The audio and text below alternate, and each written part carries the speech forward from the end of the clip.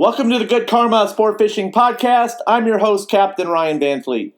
It's a breezy day in the Florida Keys today. I'm sure it's a breezy day everywhere along the eastern seaboard. So, just that time of year. So I got a few things I want to talk about today. First, I want to thank the guys that have written reviews for the Good Karma Sport Fishing app. Thank you guys so much. I really appreciate it. And those guys that have joined the Good Karma Sport Fishing Podcast Facebook group. It's an awesome group for guys that are sharing information, sharing fishing reports. And if you're in the group and you haven't written a fishing report yet, I highly encourage you to do that. And also to the group, what I really like about the group that it's like, it's not like any other group out there as far as how people post fishing reports, and the guys that are in there are really super cool, and everybody's sharing, and it's a nice vibe in there. And I moderate the hell out of that group. So, and because I really want to just see good guys in there that are willing that are there to learn and learn from each other and share information. So, thank you guys for joining up for the group. And those of you that are in the group and have not posted yet, I highly suggest you do. So, and then we've got something going on we call Fish Story Friday. We just started last Friday. So we're kind of working out things with that one. And then there's going to be some prizes related to Fish Story Friday as well. So we got some things that we're working on for the group, as it's just not a place to share your fishing reports and all that good stuff. So I share my information for what I'm doing personally in the Good Karma Sport Fishing app. And if you haven't already done so, it's a free app. It's available in the iTunes Store and in Google Play. And we're working on some more detailed weather right now as far as that kind of stuff goes. And like I said, that stuff, it does take time. And it's just Melinda and I doing this. And we want to put out information for the fishermen. So I've taken the time and I've added wind sights in the Gulf. So, and I'm just adding wind sights as I go. Now, one thing about the site, the wind prediction modules, is that if the tower is down, the actual forecast the predicted forecast is actually pretty accurate. So there's a 24-hour forecast for especially in the Gulf. Right now, there's a lot of towers that are down, I'm seeing. So if you're out there and you have a tower that's down but still would like to see your predicted forecast in your area, then please email me at goodkarmaryan@gmail.com and I'll add that for you. Okay, so I'll be adding more sites this week as I go along here. So wind sites, that is, for people. So they have that information because I know, like I said, the winter is coming. So it's basically here. We're going to be seeing what they call a La Nina. Who knows what the hell that'll bring this year. I've seen some really good La Ninas in the past as far as the fishing goes. So who knows? They're saying it's going to be a fairly dry winter, warm. Warm means lots of wind. So, but who knows? It could be just the opposite. And the last La Nina we've seen, it was pretty spectacular. The sail fishing was actually pretty poor.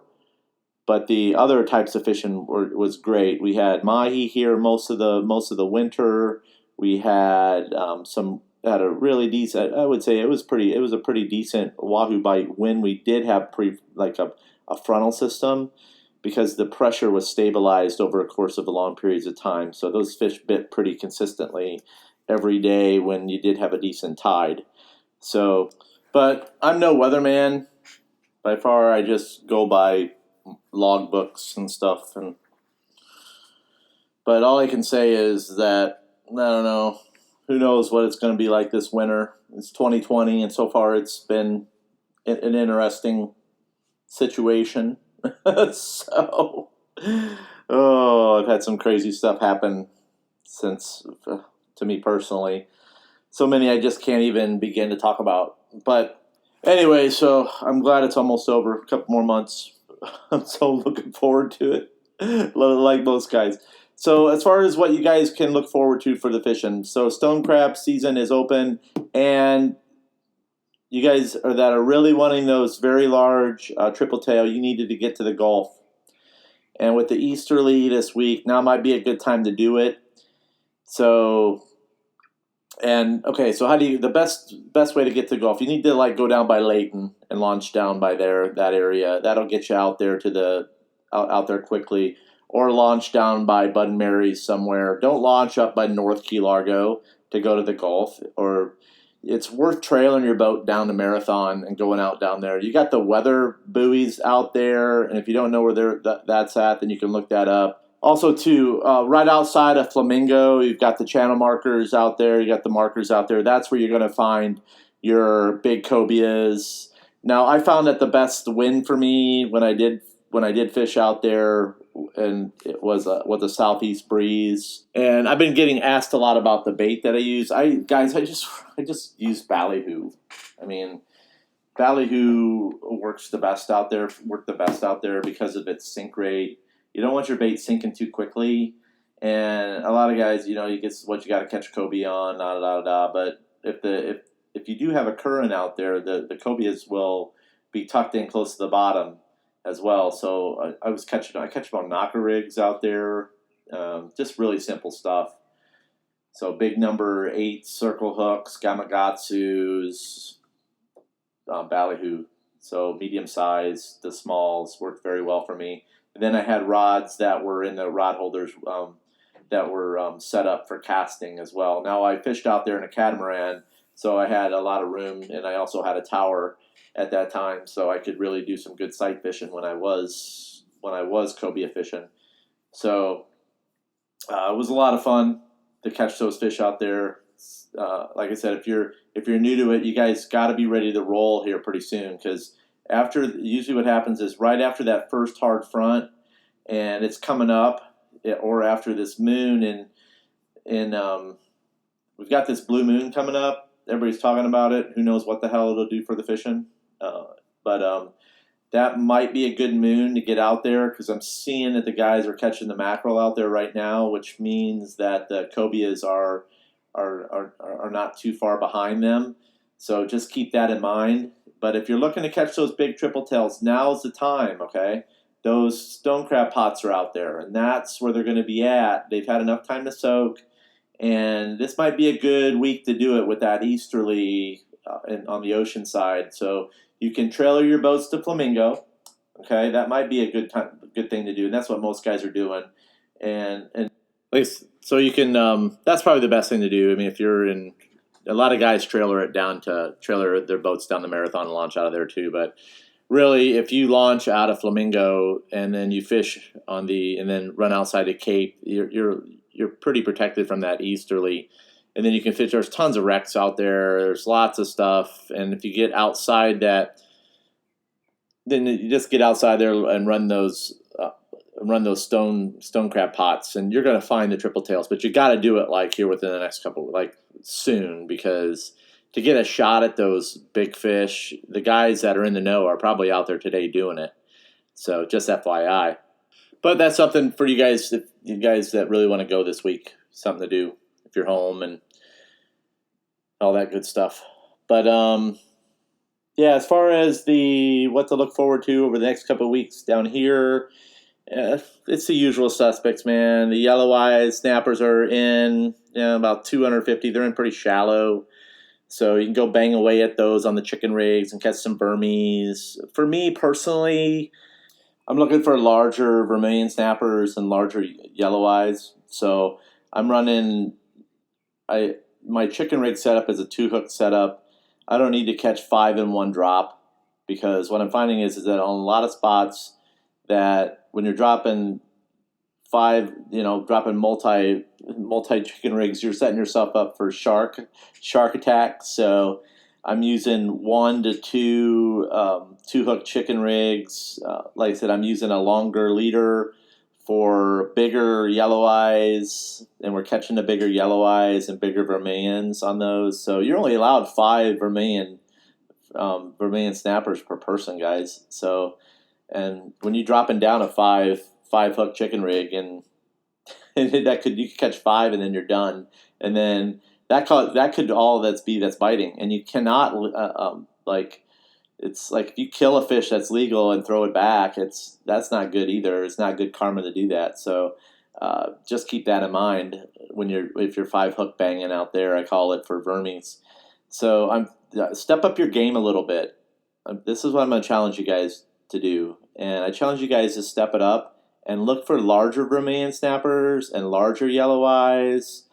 And that requires lighter line, longer leaders. So you just got to get a little bit more stealthy with them and be patient. So anyway, so that sort of, and then use light line, 40 pound to 30 pound. That's really, those vermilion snappers really are line shy. And anybody's been doing this long enough knows that. So, and they, like I said, they'll quit on the chicken rigs, but when you go back through with one line, you tend to catch them. So it's really bizarre how it works. But I've seen that. I've seen like sitting with the trolling motor on one spot for vermies, okay? So I'll sit on one spot for vermies, and then we'll chicken rig them, and then we'll start dropping really long leaders back, and we'll start getting them that way. It's really bizarre how they eat. So I'm just fortunate enough to have the trolling motor to be able to set in certain scenarios on those deeper spots and see how fish react and all that good stuff. So I'm going to talk more about the trolling motor here in the future. It's not the answer to a lot of things, and you still need an anchor, especially if you're down here fishing in the heavy current, and on rougher days. And you have to be careful with those onboard charging systems as well. So that's something that, like I said, if you're going to buy one, then you need to call the manufacturer. And like I said, Rodan has their customer service is awesome. So you just need to call them if you're going to buy a Rodan, and you just need to ask them the hard questions about, okay, onboard charging systems, plugs, all the issues that you can run into. You need to talk to them about it. Lithium batteries, all these different things. You need to have a discussion with them first before you go and push the button on purchasing one.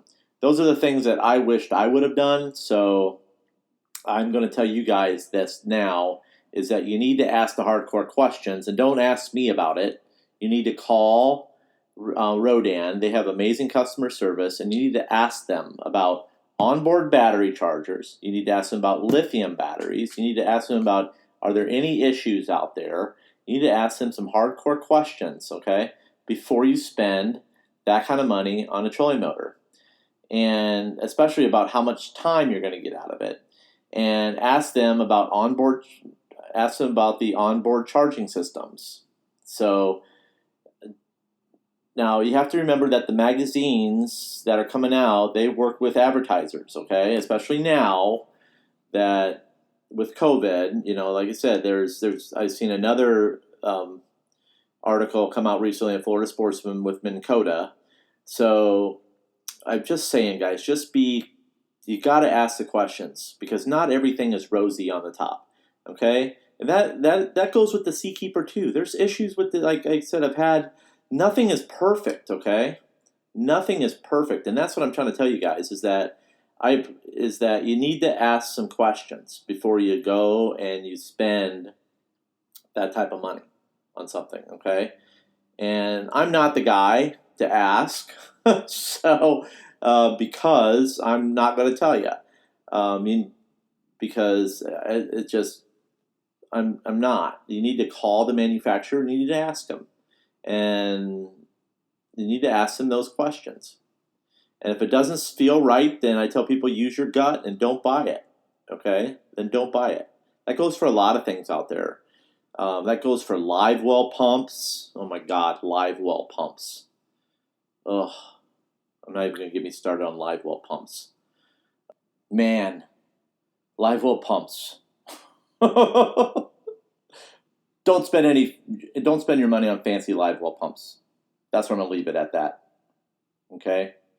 And as far as influencing goes with live well pumps, don't believe what an influencer is telling you. Just go with the standard live well pumps. Surflows, can't go wrong with those. So yeah, I'll be talking a little bit more about live well systems for smaller boats boats like mine here in the future. So that's just a little teaser, So I just wanted to talk a little bit about that kind of stuff when it comes to these items that are out there that are higher ticket items, like your Rodan, some live well pumps that are out there on the market, just different things, and just use caution when you're getting ready to buy those. Just don't push the button because the other guy has one. Or I just tell people to do a little bit more research on things, ask a little bit, be confident, ask questions, do the math. Does it make sense? Those are the things that you need to ask. And I'm very open about telling people, hey, what type of stuff I've had failures with and all that good stuff. So I do, if you do have a question, you can post it in the Facebook group when it comes to equipment, equipment stuff.